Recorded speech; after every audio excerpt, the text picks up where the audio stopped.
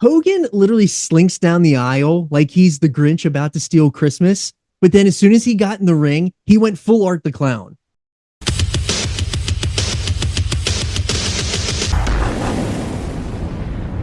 For the first time, a single winner would be crowned. And for the first time, that winner would be the number one contender for the world title. And for the first time, we would have 3 teams of 3, which is really fitting based off last week's episode. And it is War Games 1998. And it is a special time because you showed me this, Mongoose, and I just really liked the idea of the man that gets the pin gets the title opportunity. But that seems to be about it for this match on my end that I like. Let's say you. What are your thoughts heading into this match? Once again, I watched something that I'd seen before. I literally told you to watch this. I sat down and watched this with you 7 years ago. And I watch this now, and I feel like I've never seen this before. Before we get into the show, make sure you subscribe to the channel. It is the best way to support here at Call It in the Ring. We are coming up with something really, really cool, and we can't wait to share it with you all. It is coming. So make sure you subscribe to the channel and hit the bell notification so you know when that drops. We'll kick it off here with this intro package.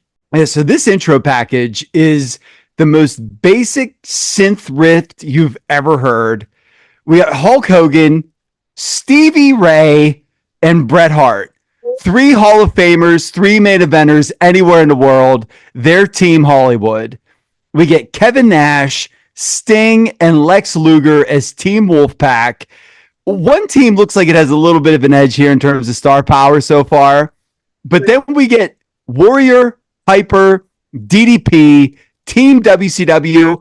And again, dude, I've seen this before, but going back and doing these rewatches, WCW just deals out the surprises, man. They really do. And Shivani leads us in with, it's professional wrestling's most dangerous night, and we're here in the Tar Heel state. That was my fake limited Tony. Excellent, Tony. One man of the 9 will get a shot at Goldberg and the World Heavyweight title next month. And joining Tony in the booth, we have Mike Tenay and Bobby Heenan, which coincidentally, we already covered one match of that next month, which is Halloween Havoc 98. We covered that in the archive, so go check that out. That is the Hogan versus Warrior, which we'll get. Oh boy, we'll get to that here soon. Okay, so we have a whole dose of new rules here. So there are 3 teams.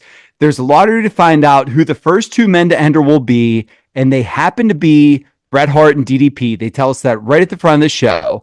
The difference is the other members are going to be drawn at random, and dude, they're telling us these things, and I'm already confused. And Mike Tenay jumps in right at the start of the show, tries to help us out, but he basically just bails on and says, the most important thing is the winner gets the title shot. Yes. And Michael Buffer's in the ring. We are about to witness an event like no other. From the annals of professional wrestling, we are about to enter War Games. And like, you've never heard less enthusiastic words said from a man. Yeah, dude, there was the whole trope with him was he made all of the money to give no of the emotion. And brother, it is on display right here. So he announces the 3 team captains. We have Nash, Hogan, and DDP. And we get the, ladies and gentlemen, we are about to begin. Are you ready? And then the cage starts lowering. And dude, the pyro coming off of this cage, holy moly, man. It looks like an event. It really does. So do you prefer like the closed cell, the WCW style, or do you prefer the open cage like WWE? So I would have said forever, just traditionally based off of what War Games is, closed cage. Mm-hmm. But with that War Games 2017 we just watched, with the newer style War Games that we've seen, and having the rule, and this is the most important thing, having the rule that if you escape, you lose, I think open air might have a slight edge. And it's only because of the different new spot potential that you open up. What do you think here? I think I like the open air more. And I think that I like the open cage because WCW's cage, the closed cage was just so low. And it just felt like you couldn't do any big spots in the ring. Like you were literally just stuck. You couldn't really do Well, anything. the idea was, though, that you were supposed to punish people. There was no in, no out, and this was a big blow off. And so, in that way, it does make sense. And that's why I would have leaned that way. But to see the spectacle of it all, that is why I sort of like the open air. You get stuff off the top, and they're going to do that every time. So, I think it's a push, in all reality, but I don't mind that they've opened it up later on. Yeah. So same. All right. So, how about you run us through the rules for this 98 edition? Yes. So this 98 edition at Fall Brawl 98, there will be 3 teams consisting of 3 men each for a total of 9 participants. The match begins with 2 men selected by random draw for a 5-minute period. Then 1 other participant will enter, and this will continue for 2 minutes until all 9 men have entered the combat zone. And this will have no time limit, and it can end at any time because any participant scores a pinfall, War Games is over. So literally, if we start with DDP and Bret Hart, if DDP pinned Bret Hart, it would have ended right there. Like, I don't think I like that. I hate it. We'll get into it. Yeah. I really didn't like that. And so the end by rule can come at any time. The winner will be determined the mandatory challenger for the World Heavyweight Championship held by Goldberg. Right. And so again, this can end before all 9 men get in the ring. Tony says that out loud before it starts. And the first thing I wrote was, what kind of War Games is this, dude? Like, it's supposed to be the match beyond, right? Like, the whole idea of War Games is we're going to beat you down, we're going to make you bleed, and then the match beyond starts when everybody enters. And so no wonder they had to switch this all in 2017 when they brought it back, man. Like, they were handed, literally, they were given cookies that were baked with no sugar and dog crap. Right. Ugh, it was just so bad. And like I said, DDP, him and Bret Hart are first, and DDP makes his way to the ring through the crowd, but it's not DDP's music. It's not the made up Pearl Jam song. I don't know what this music is. Yeah, the master of the diamond cutter, man. He has the bang shirt on. And like you said, this brooding War Games music is playing. And it's so funny because it doesn't match the energy of the crowd at all. This music literally sounds like the music that plays whenever you make it to one of Bowser's castles in Super Mario Brothers. Like, that's all I could think. Dun dun dun dun dun. Dun dun dun dun dun dun dun. Like, this is really weird. Yeah, it really is. So we get Bret Hart. He's strutting that ass to the ring with the U.S. title around his waist as well. Yeah, you got to love that the music ends and then it starts playing again when Bret comes out. Bret looks so irritated because Buffer says the best there is, the best there ever was. And you can't screw up Bret's line, man. Like, he takes himself way too seriously. We all know it's the best there is, the best there was, the best there ever will be. Buffer threw that extra ever is, or extra ever in rather. And Bret was hot. So he did look really pissed off about it.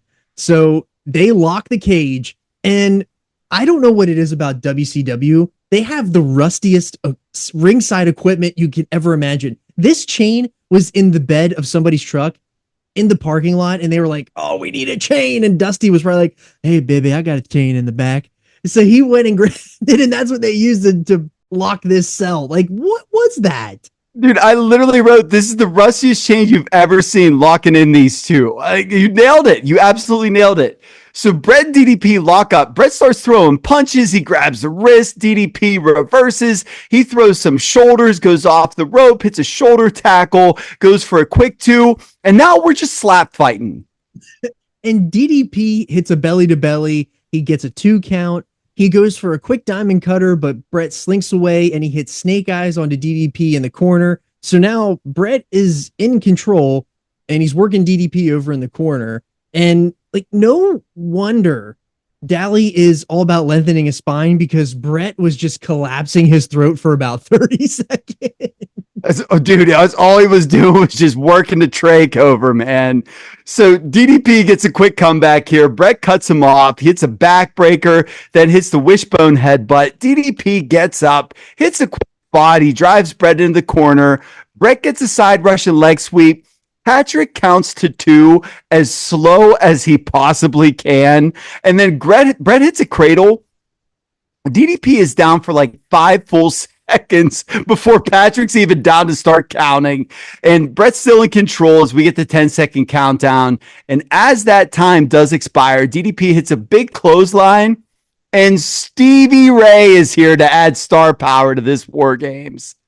Did Buffer call Stevie Ray? Did he just say Stevie Ray? Because I was laughing so hard. It sounded like he just said Stevie Ray. He was checked out from the beginning, man. I mean, the most unenthusiastic, let's get ready for War Games you ever heard. Duff Brett's thing. So for him to say that about Stevie, I wouldn't be surprised at all, man. But this slapjack tights with the NWO just slapped all over the place, man, is just killing me, this gear. That gear sucked. I don't care what anyone says. I don't care if you thought that was the greatest gear of all time and you lived in 98. That gear sucks. It is bad. Stevie, he comes in hot. He's wailing stomps onto DDP, just the biggest stomps you've ever seen. And he's going to spend this whole interval just working over DDP. Doesn't touch Bret once. Bret is just hanging out. All of a sudden, we have 1 minute remaining. Team Hollywood throws DDP into the ropes, and Dallas then hits a double clothesline. And right off of that, Bret and Stevie were literally, we think, are sent here to just punish Dallas, apparently. No one wants a pin. No one wants a title shot. We just came to kill DDP. We count down to 0. Wolfpack Sting runs down, and dude, he looks so great. He does. He got a huge pop, and just Tomato Face Sting is awesome. And then Sting just launching himself, literally nearly killing himself with that Stinger Splash into the other ring was excellent. It was great. Oh, yes. He comes in so hot. He's throwing all the hammers again, right at Stevie Ray. He hits Stevie with the clothesline. He gives the rebel yell, and we want more, because dude, he got the crowd going nuts right here. Bret is somehow down in the corner. Don't know how, don't know why. So is Paige, and Sting is just fixated on hammering Stevie Ray. Title opportunity in the bounds, and we're just going to kill Stevie Ray. Why not? So Stevie Ray is eating the cage to the back of the head. Stevie then gets a Stinger Splash between the ropes and the cage. Meanwhile, Bret is hammering on DDP. We got 10 seconds left. Bret hits a pile driver, and so Paige is laying dead. Bret goes to the second rope for the short elbow, and we get Roddy Piper. He screams, and he runs into the cage, and man, Piper was in immaculate shape here. Dude, brother. Yeah, he looked great. He's just in there throwing rights and lefts, thumbs Bret in the eye, picks up Stevie Ray, hits a double palm hand slap, bites a guy, double noggin knocker to Paige and Hart, and now Paige and Piper are teeing off on each other. There is zero concept of team versus team here. Yeah, literally none, man. There's no reason for them to have teams at all. No. Like, it's for one title shot. So it is literally every man for himself. The whole idea as having factions in the first place is ridiculous. It makes my brain hurt just thinking about it. So Piper goes from biting somebody to biting Sting.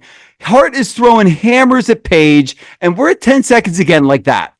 And one thing I noticed is that they had nothing laying between the rings. There's nothing. And that was mind-blowing to me. How did somebody not like misstep and like literally snap their leg in half? I'll never know.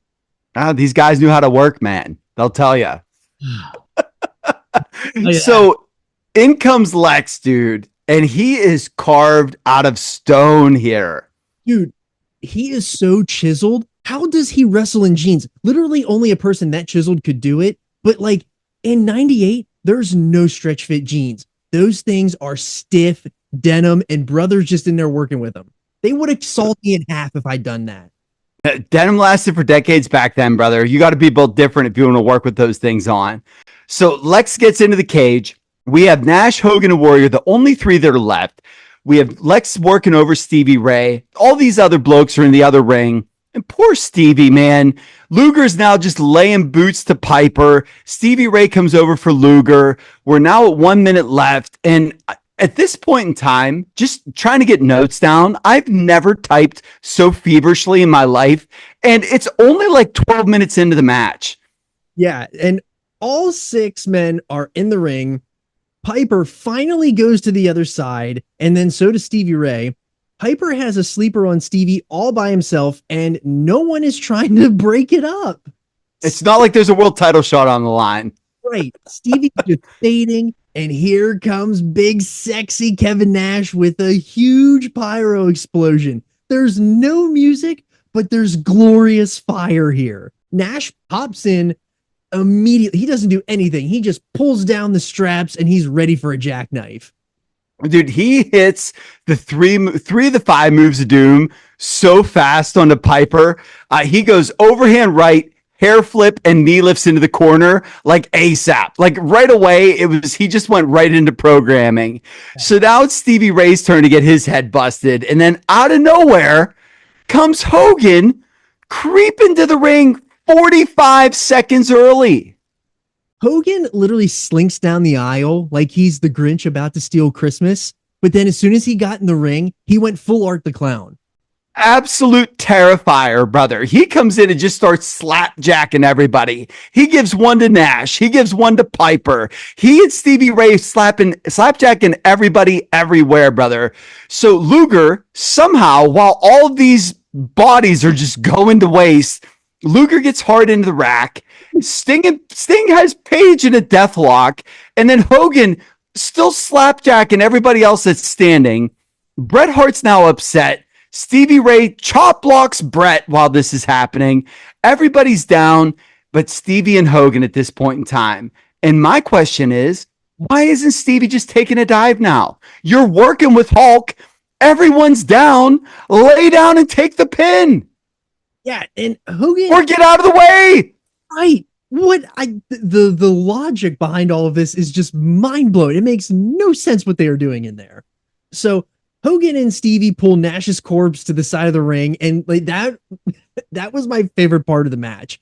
Like, Kevin Nash would have been 700 pounds laying there. He was my favorite part of this match. He comes down to a glorious display of pyro. He comes in, hits the jackknife. He gets taken out. He's laying in the other ring forever. And Hogan and Stevie Ray just drag him to the ropes for the Warrior spot. And that's all he did. He is just the best. I love you, Kevin Nash. He'll tell you, man, you get paid the most money to do the less things, like you're doing it right. And that was on full display here, brother. And he did. He got that full pyro engines, which is absolutely hilarious. So Hogan hits his move, but it's not in the middle. All right. He does the leg drop, but it's off to the side, like you said. He's pointing, cupping his ear. Stevie Ray standing tall with Hulk. And at this time, I think they restarted the clock. Yeah. Like it was counting down, and there was so much whatever going on that I think they restarted it, or they didn't. At this point, I don't even know, but the Warrior's the only one left to come out. So meanwhile, there is Hogan Sucks chants just raining down. They are so loud here. And Hogan goes for a cover, and then all of a sudden, there is an eruption of smoke. It was like Mount Vesuvius is in the ring there. So much smoke, and all of a sudden, Warrior just appears in the middle of the ring. The smoke happens again, and he's poof, gone. At this spot, dude, there's 50 seconds left, okay? And the Warrior's in the middle of the ring. And then there's 40 seconds left. Like, why do we even have a clock right now, right? So another blast of smoke, Warrior's gone. It's just Hulk holding his duster, and no Warrior. And I'm thinking, okay, maybe he's waiting for the clock. And then, oh, he is. But then he's still early. He sprints to the ring and gets in a full 9 seconds early. So Hulk was down half a minute, 45 seconds early. Warrior erupts out of nowhere 40 seconds early. And then whenever he runs to the ring is still 10 seconds early. Why is there even a clock right now? No, it is insanity. I don't know how they pulled that off. Like, they either had a double in the ring or they did some really gimmicky camera work. I'm not sure what they did. Maybe that was why they didn't have a splice in the middle of the ring so that Warrior could slide under the ring and hop out.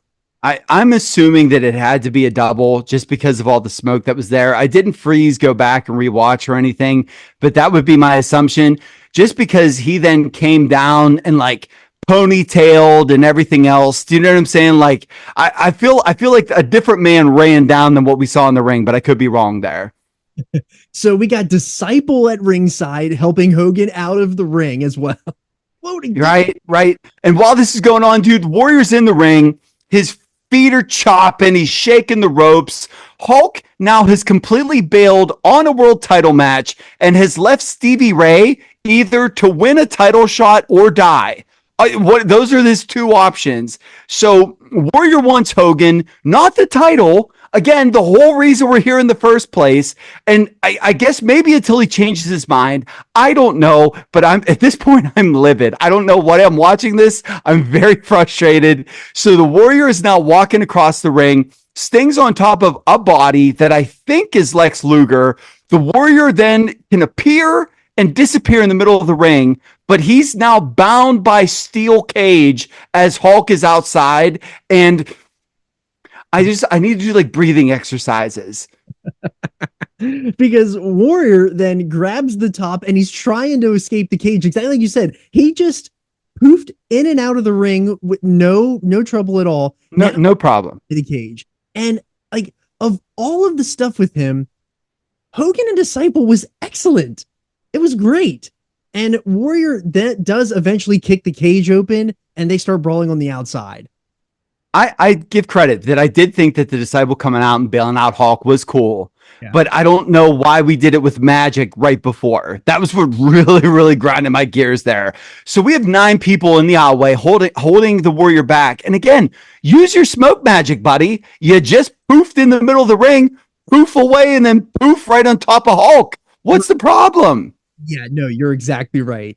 And so we go back to the ring. DDP hits a diamond cutter on Stevie Ray after like this weird exchange with Bret moments before DDP is going to face Goldberg in the famous title match at Halloween Havoc 98. And we already covered the Hogan and Warrior fallout on this channel, so go check out that as well. But this finish, he had all of this canery with Warrior being bound to the cage, now not being bound by the cage. And then you just cut back. There's the finish. That's it.